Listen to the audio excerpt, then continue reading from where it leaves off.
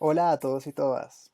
El día de hoy vamos a hablar sobre la rama legislativa. En pocas palabras, sobre el Congreso de la República. ¿Cómo está o cómo es la organización del Congreso de la República, es decir, de la rama legislativa según nuestra Constitución? El artículo 114 dice que corresponde al Congreso de la República reformar la Constitución, hacer las leyes y ejercer control político sobre el gobierno y la administración. Entonces miren que desde ya nos está diciendo tres de sus funciones. Reformar la Constitución, hacer las leyes y ejercer control político sobre el gobierno y la administración. Ya vimos qué es gobierno, ya vimos qué es administración, cómo lo entendemos también, cuál es el enlace con rama ejecutiva. Dice también por otro lado que el Congreso de la República estará integrado por el Senado y la Cámara de Representantes. ¿Cómo es entonces su estructura? Hay un Senado de la República compuesto por 108 miembros, 100 de circunscripción nacional.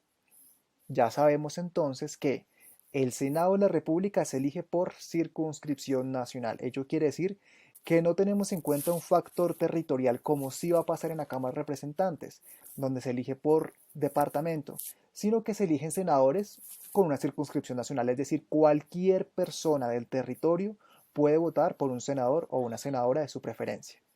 Tenemos una circunscripción especial, dos circunscripciones especiales para los indígenas y 5 miembros pertenecientes al partido de las FARC a partir del acuerdo final con esa organización. También hay que decir, me voy a correr un poquito por arriba, y es que en el Senado de la República, a partir del acto legislativo 2 de 2015, la persona que pasó a segunda vuelta o que quedó en el segundo puesto de votación para presidente de la República ocupará una curul en el Senado de la República. Si se dan cuenta, aquí nos da los 108 miembros. Por el otro lado, la Cámara de Representantes tiene 172 miembros y la circunscripción pertenece a un tema territorial. Es decir, elegimos dos miembros mínimo por departamento y elegimos uno más por cada 135.000 habitantes. Hay 4 circunscripciones especiales, 2 para las comunidades afro, una para los indígenas y un representante del exterior, de colombianos que se encuentran en el exterior. Tenemos una también para las comunidades raizales y los 5 miembros del partido de las FARC. Y tal como sucede en el acto legislativo 2015 para el Senado, pasa exactamente lo mismo para la Cámara. Es decir, la persona que era candidata a vicepresidencia de la República y quedó de segundo puesto en las elecciones ocupa un lugar en la Cámara de Representantes. Respecto a las funciones, no voy a estar corriendo, perdón por distraerlos y distraerlas, y tenemos varias funciones, ya habíamos visto una, reformar la Constitución. Desde ya podemos decirlo que la Constitución se reforma a través de actos legislativos. Más adelante entraremos en detalle qué significan los actos legislativos. Tiene una función legislativa y es elaborar, interpretar, reformar y derogar las leyes, y a su vez más adelante hablaremos un poco más en detalle también de esta función legislativa. El control político quiere decir convocar y solicitar explicaciones a los ministros respecto de sus actuaciones como formuladores de política pública del ramo, quienes tienen la cláusula general de competencia para el diseño y formulación de políticas públicas. Hay dos tipos de control, bien sea el control político, se les llama a plenaria o se les llama a las comisiones, veremos qué significa cada una, para que respondan unas preguntas que se le enviaron con antelación. Y por otro lado, hay una moción de censura y esta moción de censura implica que vamos a juzgar porque cometió unos hechos y lo queremos remover del cargo. Y esta es una gran implicación del control político.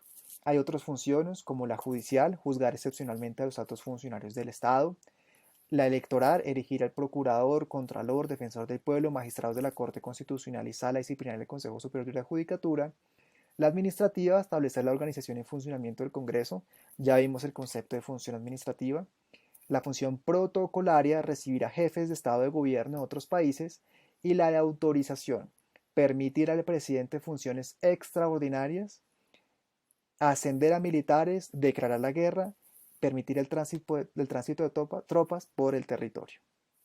Entonces veamos primero de qué se trata la función constituyente. Y ya lo decíamos antes, y es reformar la Constitución. Una de las tres formas de reformar la Constitución. La segunda es Asamblea Constituyente, la tercera mediante referendo. Nos ocuparemos de la primera. ¿Cómo se reforma la Constitución? A través de los actos legislativos. Para ello tenemos que hablar de dos cuestiones. Uno, la iniciativa, quién los puede presentar, y dos, cómo es el trámite en el Congreso. Respecto a la iniciativa, los actos legislativos pueden presentarse bien sea a través del gobierno nacional, 10 miembros del Congreso, senadores o representantes, el 20% de los concejales o de los diputados del país, recuerden, concejales que pertenecen a una corporación pública llamada consejos municipales, de cualquiera, no tiene que ser por supuesto una porque si no, no alcanzaría el 20%, concejales de Bogotá, Medellín, etcétera, de muchas partes, pueden reunirse y conformar el 20%, y diputados, es decir, miembros de las asambleas departamentales, que conformen el 20% pueden presentar un acto legislativo. Y los ciudadanos en un número equivalente al menos al 5% electoral, al 5% del censo electoral vigente. Habría que ver entonces para el año en cuestión cuál sería ese censo, y a partir de allí se reúnen las firmas para presentar una propuesta de acto legislativo. El trámite está dividido en dos periodos ordinarios y consecutivos. No se afanen, más adelante veremos qué significa un periodo ordinario. Por ahora tengan en cuenta dos periodos ordinarios y consecutivos. Aprobado en el primero de ellos por la mayoría de los asistentes. Y aquí vemos una primera gran tema que es importante. La mayoría de los asistentes significa mayoría simple. Si tenemos una reunión y en esa reunión hay 10 personas, la mayoría entonces sería la mitad más 1, 6. Es decir, mayoría simple. El proyecto sería publicado por el gobierno. Recuerden que esto es parte importante y es que sea publicado en la Gaceta Oficial. En el segundo periodo, la aprobación requerirá la mayoría de los miembros de cada cámara. Ya no son los asistentes de la reunión, sino los miembros de cada cámara. Eso significa mayoría absoluta. Si quieren, devuelvan un poco el video y entiendan cuál es la diferencia. Mayoría simple, asistentes, mayoría absoluta, miembros. En la primera teníamos un ejemplo, 10 personas, la mayoría serían 6. Si son 20 personas, por supuesto que no alcanzaríamos con 6, tendrían que ser 11. En este segundo periodo solo podrán debatirse las iniciativas presentadas en el primero, es decir, no puede discutirse otra cosa que no fue debatida en el primer periodo. Continuando, ¿cómo sería este trámite? Radicamos el proyecto de acto legislativo, lo debatimos en la comisión correspondiente, en este caso sería la primera comisión, veremos más adelante por qué. Aprobado, se debate en plenaria, otra vez pasa a la siguiente comisión, vuelve a la plenaria de la otra corporación, es decir, si empezamos por Senado, seguimos a Cámara, si empezamos por Comisión de Senado, debate en plenaria y Senado, seguimos a la Comisión de la Cámara, debate en la plenaria de la Cámara, y este proceso tiene que repetirse 8 debates en total porque son 2 periodos, es decir, en un periodo hay 4 debates, por supuesto que en 2 habría 8 debates, toda vez que es en 2 periodos legislativos. Y recuerden que en el primero es mayoría simple, en el segundo es mayoría absoluta. Es muy importante que recuerden bien el trámite, iniciativa y las mayorías que se requiere para aprobar un proyecto de acto legislativo. Si tienen dudas, por favor regresen el video y aclárenlas de la mejor manera. Ahora veamos la función legislativa, que se trata de interpretar, reformar y derogar las leyes. Algunos ejemplos. El primero, expedir códigos en todos los ramos de la legislación y reformar sus disposiciones. Como somos un país perteneciente a esa rama importante del derecho que es el civil law, nos regimos por códigos, un código penal, un código laboral, un código civil, un código de comercio, un código, entre otros que tenemos, código disciplinario único, en fin, somos un país que nos regimos por códigos. Aprobar el plan de desarrollo del presupuesto anual. Lo veremos más adelante, pero el Plan Nacional de Desarrollo es esa ley por la cual se determina las políticas públicas que van a regir durante 4 años, el periodo presidencial, durante 4 años las metas, objetivos, diagnósticos y el plan de inversiones que se ejecutarán en esos 4 años. El presupuesto anual, como su nombre lo determina, es en la vigencia, es decir, en la vigencia anual por cada año, cuáles son los ingresos y gastos que tendremos en el país.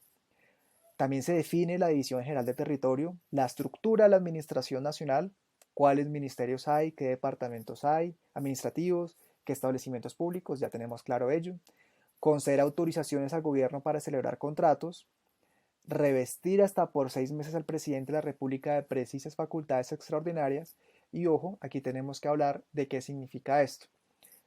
Es cuando el Congreso, el presidente le pide al Congreso, por favor entrégueme facultades extraordinarias para que los decretos que yo expida tengan carácter de ley.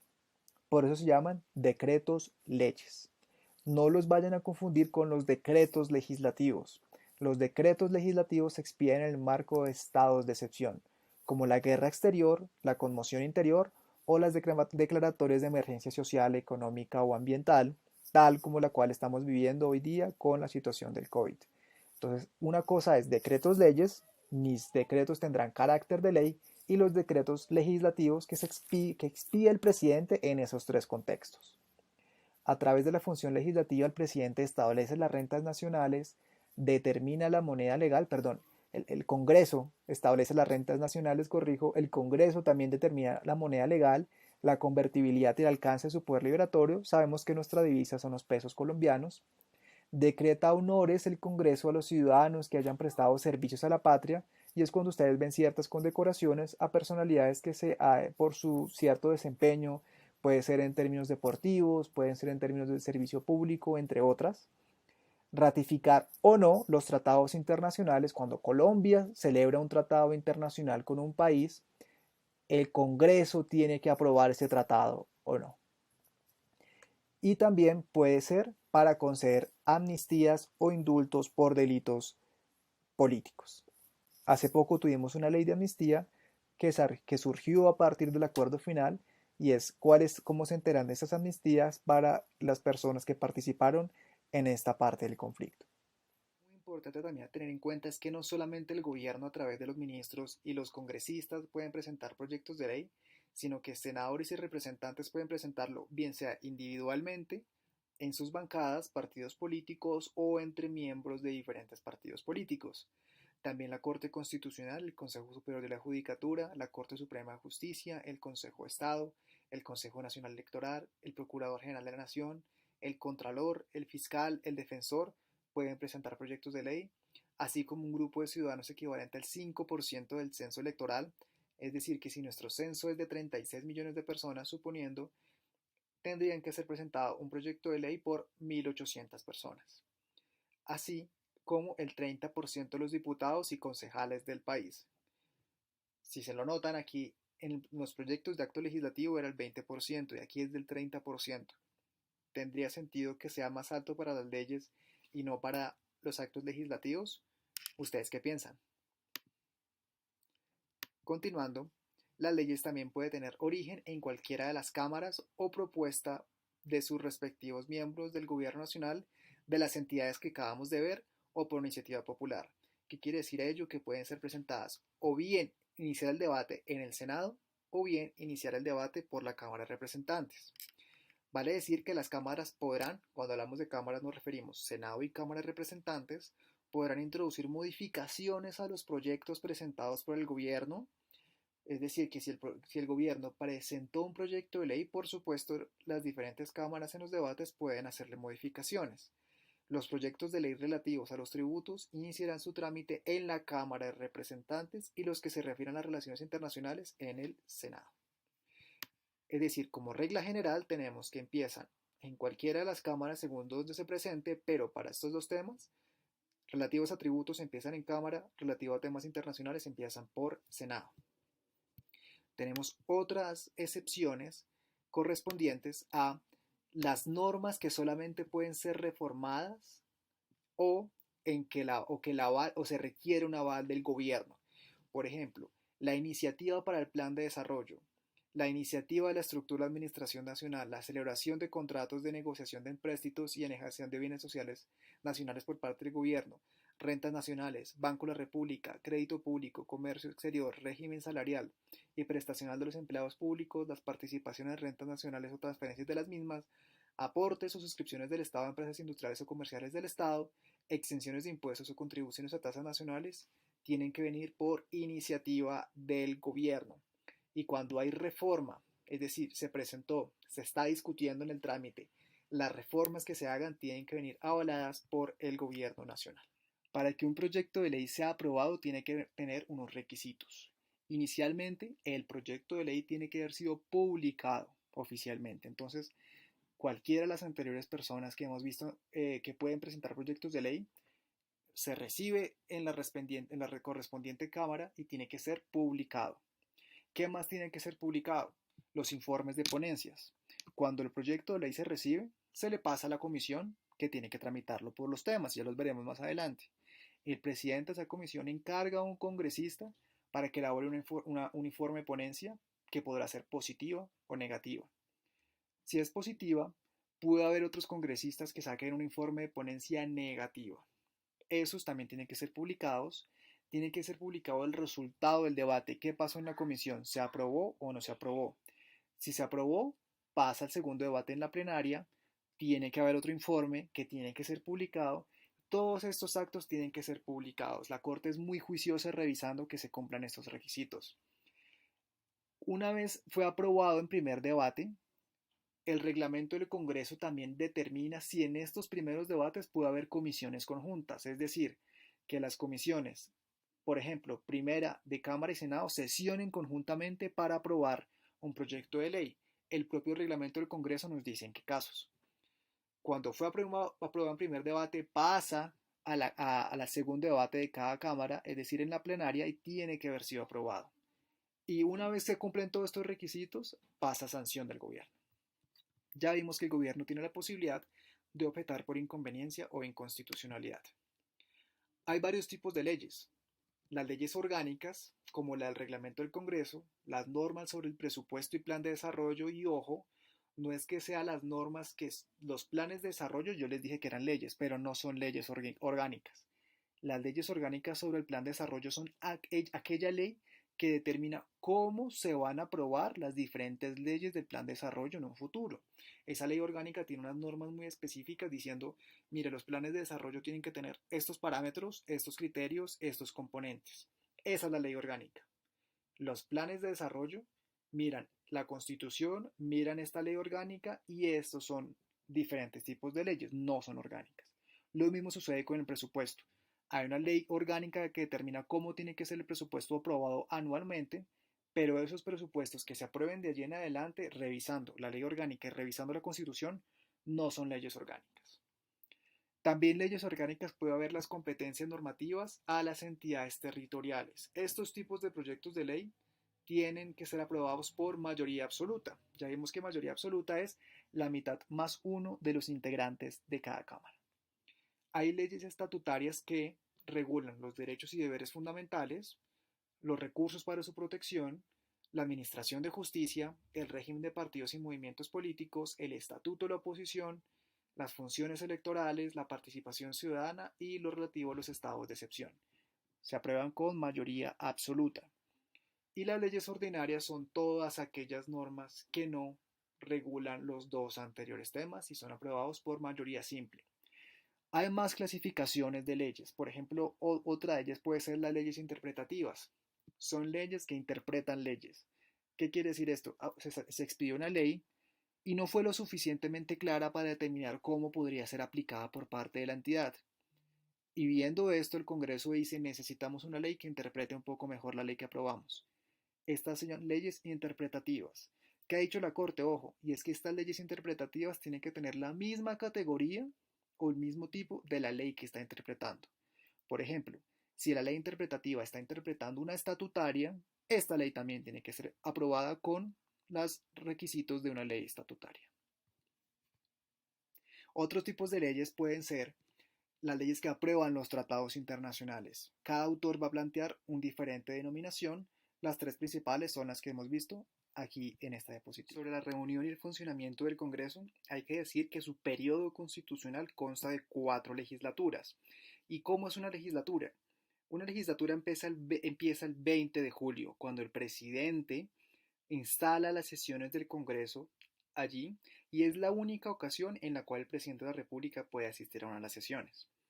Luego del 20 de julio al 16 de diciembre tienen un periodo común y corriente de sesiones, entran a un receso hasta el 16 de marzo y del 16 de marzo hasta el 20 de junio vuelven a sesionar, entrando de nuevo en un receso del 20 de junio al 20 de julio. En los recesos, el presidente o el gobierno puede convocar a sesiones extraordinarias, para lo cual tendrá que sacar un decreto indicando de cuándo a cuándo en estos recesos, es decir, qué fechas van a estar en periodos de sesiones extraordinarias y qué temas o qué proyectos de ley tienen que discutir.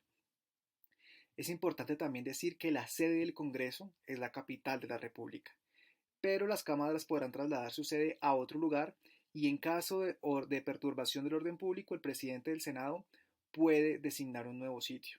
Importante decir que el presidente del Senado es el presidente del Congreso a su vez. Respecto al tema de dónde pueden sesionar la sede, ustedes recordarán que hubo bastante debate frente a las sesiones virtuales por nuestro contexto de pandemia. De igual manera, el Congreso de la República tiene que estar reunido en un solo cuerpo para la instalación y clausura de sus sesiones, es decir, tanto Senado como Cámara tienen que estar en un mismo recinto para la posesión del presidente de la República, para recibir jefes de Estado y Gobierno de otros países, para la elección del Contralor General de la República y para votar la moción de censura. Respecto a la composición del Senado, es importante recordar que tiene 108 senadores, 100 por circunscripción nacional, es decir, cualquier ciudadano puede votar por su candidato o candidata de preferencia para que lo represente en el territorio nacional, 2 por circunscripción especial indígena, 1 para el candidato perdedor de segunda vuelta y 5 para los miembros de las FARC. Para ser senador de la República tiene que ser colombiano de nacimiento, ciudadano en ejercicio y mayor de 30 años en la fecha de la elección. Como funciones especiales del Senado, puede aprobar o no los ascensos militares que confiera el gobierno, conceder licencia al presidente para separarse temporalmente del cargo, permitir el tránsito de tropas extranjeras por el territorio. Cuando no está sesionando el Senado, el Congreso tiene que pedirle un concepto al Consejo de Estado, autorizar al gobierno para declarar la guerra a otra nación, elegir a los magistrados de la Corte Constitucional, después, una vez están enviadas las ternas, y elegir al Procurador General de la Nación. El Senado de la República también está conformado por ciertas comisiones, en especial siete constitucionales. Dentro de las constitucionales leeremos algunos de los temas que toca cada una. De la primera comisión se consideran las más importantes, es la que tiene que ver con las reformas constitucionales, la formación o modificación de las leyes estatutarias, la organización territorial. La comisión segunda se trata de todo lo que tiene que ver con las relaciones exteriores y la fuerza pública, la carrera diplomática, el comercio exterior, etc. La comisión tercera se encarga de la hacienda y crédito público, la cuarta sobre las leyes orgánicas del presupuesto, el sistema de control fiscal financiero, entre otros. La sesión quinta sobre el régimen agropecuario, de ecología, de medio ambiente y recursos naturales. La comisión sexta sobre comunicaciones, tarifas, calamidades públicas, funciones públicas, prestación de servicios públicos, los medios de comunicación, el tema de educación. La comisión séptima se encarga sobre los asuntos regulados con el trabajo, la seguridad social, las organizaciones sindicales, la carrera administrativa, entre otras. Los invito y les invito a que pausen el video y miren un poco más en detalle cómo son la conformación y qué temas toca cada comisión constitucional, toda vez que se consideran que tienen una gran importancia porque están dentro de la Constitución política. Pero no solamente hay comisiones constitucionales, también hay otro tipo de comisiones, las legales, las especiales y las accidentales. Legales, por supuesto, porque están conformadas por ley. Dentro de las que están conformadas por ellas son las de Comisión de Derechos Humanos y Audiencias, la ética del Estatuto del Congresista, acreditación documental, equidad de la mujer, que va a compartir el escenario con la Cámara de Representantes, la Comisión de Inteligencia y Contrainteligencia, la Comisión de Administración Pública, de Crédito Público y Relaciones Exteriores. Como comisiones especiales está la de ordenamiento territorial, seguimiento del organismo electoral, modernización, seguimiento de organismos de control y Parlamento andino. Dentro de las comisiones accidentales están las de paz, afrodescendiente, indígena y costa caribe. Es importante decir que todos los senadores, por supuesto también representantes a la Cámara, tienen que pertenecer a una sola comisión constitucional, pero pueden pertenecer a su vez a otras comisiones, dentro de las legales, las especiales o las accidentales, pero por lo menos a una comisión constitucional. ¿Cómo se eligen las comisiones constitucionales a la que va a pertenecer cada senador o senadora? se da por acuerdos políticos. Dependiendo de las votaciones, antes de iniciar las sesiones, los partidos políticos se reúnen y dicen, cada comisión tiene cierto número de integrantes, para este partido van a haber 5, para otro va a haber 4, para otro va a haber 3, y dentro de cada partido eligen qué senador o senadora va a cada comisión, dependiendo de su votación, de sus preferencias y de los acuerdos que lleguen dentro del partido político. Sobre la Cámara de Representantes, recordemos que está compuesta por 172 de representantes, 2 por circunscripción territorial, hay para 32 departamentos y para la ciudad de Bogotá. Y hay una más por cada 135.000 habitantes. Por eso en algunos territorios como Bogotá, Antioquia, hay más representantes, no solamente 2. 4 por circunscripción especial, 2 para las comunidades afro, 1 para la comunidad indígena y otro para los representantes en el exterior, 1 para las comunidades raizales, 1 para la fórmula vicepresidencial que perdió en segunda vuelta, 5 para los miembros de los partidos de las FARC. Y dentro de las funciones especiales que tiene la Cámara de Representantes es elegir al defensor del pueblo, examinar y fenecer la cuenta general del presupuesto y del tesoro que le presenta el Contralor, acusar ante el Senado previa solicitud de la Comisión de Investigación y Acusación de la Cámara de Representantes al presidente, conocer de las denuncias que ante ella se presenten por el fiscal general de la Nación y requerir el auxilio de otras autoridades para el desarrollo de las investigaciones que le competen. Estas últimas tienen que ver mucho con la Comisión de Investigación y Acusaciones que veremos más adelante. Para los requisitos de ser presidente, para los requisitos para ser representante se requiere ser ciudadano en ejercicio y mayor de 25 años a la fecha de la elección. Las comisiones, recordemos que son las mismas constitucionales, tocan los mismos temas, es decir, las 7 que están en Senado también son las 7 que hay en Cámara. Hay un número diferente en Cámara, es decir, es más grande las comisiones en Cámara porque son más representantes, pero tocan los mismos temas. También hay otras comisiones legales, especiales y accidentales. Dentro de las legales estaban las que les comentaba, la investigación y acusaciones. Y es que ciertos representantes conforman esta comisión e investigan ciertas conductas que pueden constituirse que hagan que pierda la dignidad del presidente como presidente de la República y otros tipos de funcionarios como magistrados de cortes, etc. Porque les llegan denuncias, ellos investigan, analizan, presentan un escrito ante la plenaria y la plenaria decide si acusa o no ante el Senado. Una vez llega al Senado, el Senado decidirá si aparta o no al presidente o estos funcionarios de su cargo y será la Corte Suprema quien los investigue. También está la Comisión Legal de Cuentas, de Ética, de Derechos Humanos, Acreditación Documental, la que les mencionaba que es Conjunta de Equidad de la Mujer, Comisiones Especiales de Ordenamiento Territorial, Seguimiento del Organismo Electoral, Modernización y Seguimiento de Organismos de Control. Como comisión accidental está la Comisión Accidental de Paz. Y no podemos hablar del Congreso de la República si no nos referimos a las bancadas, que las bancadas tienen su regulación en la Ley 974 de 2005. ¿Qué es una bancada? Son los miembros de las corporaciones públicas, es decir, Congreso, consejos municipales y asambleas departamentales, elegidos por un mismo partido, movimiento social o grupo significativo de ciudadanos, es decir, aquellos miembros que conforman un partido político en una respectiva corporación pública. ¿Qué sucede? Que estos miembros tienen que actuar en grupo y coordinadamente y emplear mecanismos democráticos para tomar las decisiones al interior de las corporaciones públicas. Lo que quiere dar eso es fortalecer el sistema de partidos, que no haya miembros que voten sí, otros no, o que haya decisiones diversas. Lo que se busca no es que se acabe la democracia dentro de un propio partido, porque por supuesto pueden surgir decisiones contrarias en una misma colectividad y eso es parte normal de las discusiones y la democracia. Pero si se busca que los partidos simplemente no se conforman o se conviertan en plataformas para que cualquier persona se ingrese y sea elegido y vote como le plazca. La idea es que los partidos se fortalezcan ideológicamente y por esto está este tema de bancadas. ¿Y qué sucede? Las bancadas tienen derecho a promover citaciones, a debates y a intervenir en ellos, a participar con voz en las sesiones plenarias de cada respectiva corporación, a intervenir de manera preferente en las sesiones en las que se voten proyectos normativos, presentar mociones de cualquier tipo, hacer interpelaciones, solicitar votaciones nominales o por partes y a postular candidatos. Dentro me voy a correr otra vez por aquí, los partidos deberán establecer en sus estatutos las reglas especiales para el funcionamiento de las bancadas y cómo se van a coordinar dentro de las decisiones que van a tomar.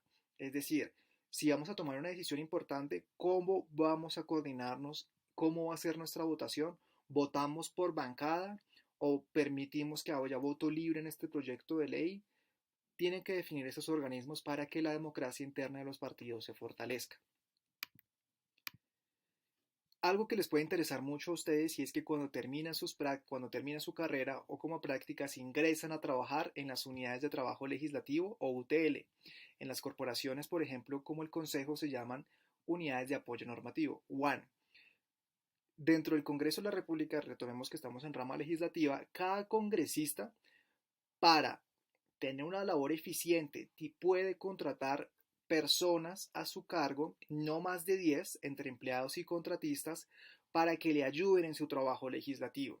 Para ello tiene que postular ante el director administrativo de la Cámara o el Senado, o a quien haga sus veces, respecto al candidato para su libre nombramiento y remoción. Es decir, ustedes terminaron su carrera, quieren trabajar con un congresista, este congresista los entrevista, los contrata, les presenta, le presenta su nombramiento ante el respectivo director general del Senado o la Cámara, dependiendo de donde esté, para que ustedes ingresen a trabajar con él. ¿Cuál es el límite de personas que puede tener? Ya dijimos que es 10 y el congresista tiene un máximo de 50 salarios mínimos legales mensuales vigentes para contratar a estas personas. Es decir, puede vivir entre los 10 empleados que puede los 50 salarios mínimos o puede tener 5 y divide entre ellos los 50 o determina, de acuerdo a las capacidades de cada persona, su experiencia y su formación, cómo va a dividir este dinero. Lo importante es que no más de 10 y no más de 50 salarios mínimos, que es la bolsa que ellos pueden contratar para conformar sus unidades de trabajo legislativo. Aquí ven algunos requisitos para poder ser eh, asesores en una unidad de trabajo legislativo. Los invito a que pausen el video y miren cómo podrían cumplir estos requisitos. Lo importante finalmente es que obviamente dependiendo del grado que ustedes tengan van a recibir mayor escala salarial o mayor salario dependiendo de si van avanzado a asesor grado 1, asesor grado 2, 3, etc. Muchas gracias por su atención, espero que la clase haya sido entendida. Si tienen dudas, por favor me las comunican. Muchas gracias.